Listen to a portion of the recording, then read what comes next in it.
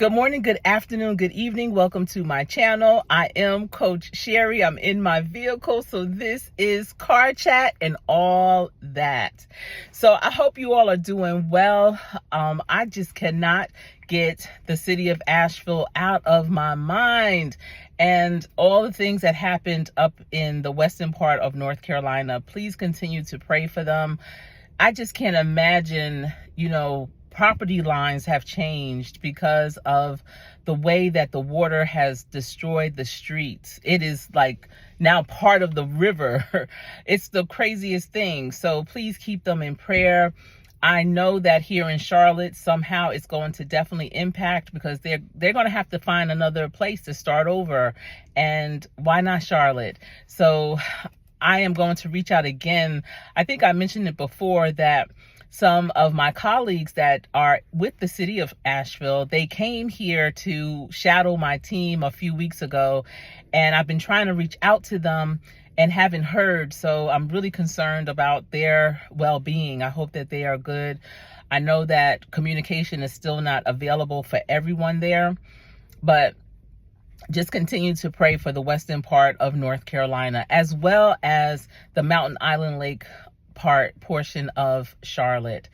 So I was thinking on my way in driving about elections and politics. And there are so many people that are on the fence about what they're going to do. Will they vote? Will they not? They don't feel like their vote counts. And listen, we have to start taking matters into our own hands. I remember growing up and my parents were very involved in politics, and my mother got me involved. I used to support people that were running for mayor. I remember going to the governor's mansion often for tea and tea parties that they would have because of my work that I would do in support of politicians in my community. My parents used to always host what they called cottage parties. Are you all familiar with cottage parties?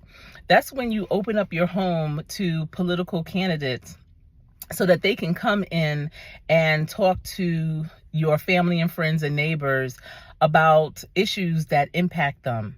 And that's where you come with your questions and you really put them, to the fire. Like, okay, this is my concern. What is your view on that? How do you feel you can make this better? I'm finding that people that are saying how much they want the government to do don't really know what they want the government to do. We have more control over our lives than we know. Doing the right thing. The government can't make anyone do the right thing, but you knowing better, having a high level of emotional intelligence can be that to do the right thing. We have to also take accountability for the things that go on. Each one teach one. If you know better, teach others that too.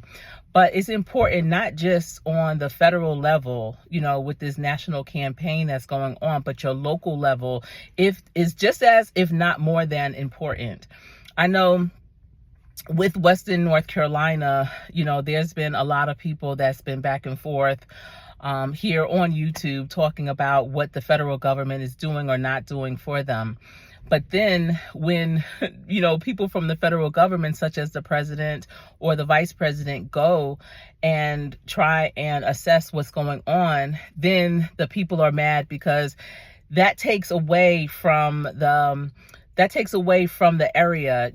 The focus is on that person, on, the president, on the vice president. More security has to go towards them. More resources have to go towards their needs. And so people get mad over that. So I'm just like, what do you want them to come, or do you want them to send the support that is needed?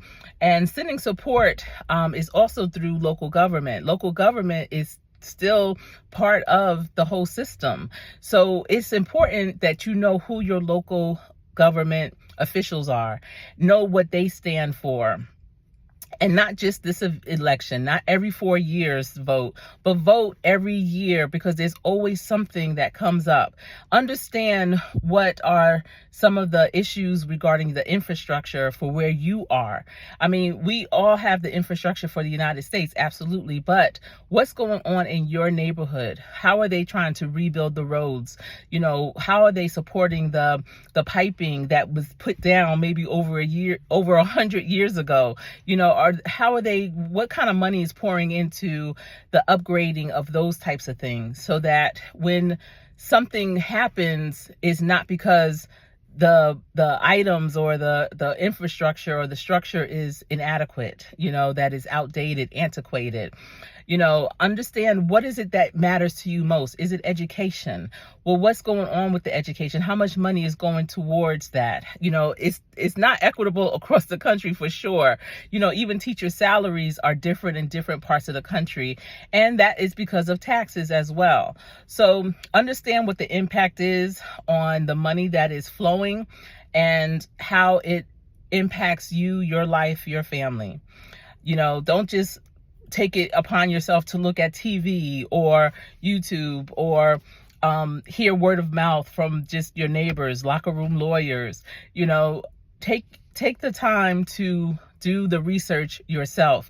Go to rallies, go to cottage parties if they're still a thing, go to town hall meetings. Go to something that's a little more intimate. And that's what I really enjoyed about my parents' cottage parties, is that it was more intimate. You know, maybe about 20 to 30 people would be there, and maybe even up to 50, I want to say, at some points, because my parents would invite all the neighbors. And, you know, they were able to get real close and personal with the candidates. And they would have a couple of them there, and they would be of opposing thoughts, but they would be able to effectively communicate what their thoughts are and to address those burning questions that people had. So if you are able to do or host something like that through your organization, you know, I encourage you to do that for your local government. Invite them in. I know there was a time where I invited someone that was running for a local office here in Charlotte to a alumni meeting for my undergrad. You know, the Alumni Association here, we have a chapter, and I invited him in to come and talk about his platform and to address questions that people had. And let me tell you, when he left, they were like, yo, that's our man, that's our dude, that's our candidate. So, you know, that helps too. So if you are also a local politician, look to see where you can be invited to go and speak in smaller groups. You know, listen, 6 degrees of separation. We all know someone. We all are involved in multiple things, and we're able to tell the next person. And you'll be so surprised at how the word, when it's spread, how fast it goes. Especially good news. People are always spreading bad news, but I know when, you know, I step into a room to do a presentation, I'm always like, listen, this is good news. So share this with your family and friends. Don't just keep this good news to yourself. And that's how it is when you hear something that resonates with you, that's positive. Don't just hold it and marinate it for yourself. Share it with others. Have those conversations, you know, have those conversations one-on-one across the dinner table, breaking bread, and be like, you know what, you know, just to make people more aware of it. But yeah, listen, I know I started out with Asheville. I guess it all is connected. But I still just, you know, please keep Asheville, and not just Asheville, but that whole area, Boone, just the whole western part of North Carolina. This right here was so unexpected, and just like life is, you know, that's why when there are storms coming, I do not take them lightly. I definitely make sure that I adhere and, you know, bunker down if I can, because you just never know how the tides may turn. All right, that's all I have for you right now, but I will be back. I hope you have a wonderful day. And remember, practice every day so hard that when you get in, you will play to win. I am Coach Sherry.